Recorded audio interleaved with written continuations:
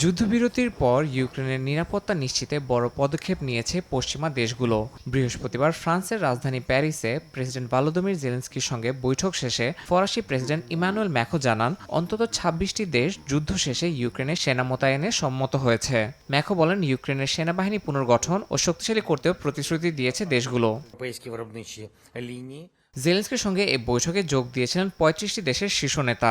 ইউরোপীয় শক্তিধর দেশগুলোর পাশাপাশি কানাডা, অস্ট্রেলিয়া ও জাপানের নেতারাও ছিলেন আলোচনায়। বৈঠক শেষে জেলেন্সকির সঙ্গে ফোনে কথা বলেন মার্কিন প্রেসিডেন্ট ডোনাল্ড ট্রাম্প। রাশিয়ার জ্বালানি তেল না কিনতে ইউরোপীয় দেশগুলোর প্রতি আহ্বান জানান তিনি। একই সঙ্গে চীনের উপর অর্থনৈতিক চাপ বাড়ানোরও পরামর্শ দেন। এদিকে বৃহস্পতিবার উত্তর ইউক্রেনের চেরনিহিভ শহরের কাছে ড্যানিশ শরণার্থী সংস্থার একটি মানবিক মাইন অপসারণ অভিযানে রুশ সেনাবাহিনী ক্ষেপণাস্ত্র হামলা চালায়। এতে কয়েকজনের হতাহতের খবর পাওয়া যায়। সবাই ইউক্রেনের নাগরিক ছিলেন বলে জানায় কর্তৃপক্ষ।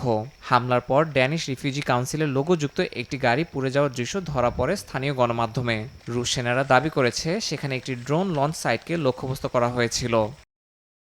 একই দিনে ইউক্রেনের দিনিপ্রো পেট্রোভস্ক অঞ্চলের একটি গ্রাম নিয়ন্ত্রণ নেওয়ার দাবি করেছে রাশিয়ার প্রতিরক্ষা মন্ত্রণালয়। প্রকাশিত ভিডিওতে তীব্র সংঘর্ষের চিত্র দেখা যায়। বিশেষজ্ঞদের মতে, যুদ্ধ দীর্ঘায়িত হওয়ার সঙ্গে সঙ্গে শান্তি আলোচনার পরিবর্তে আরও সহিংসতার দিকে এগোচ্ছে ইউক্রেন সংকট।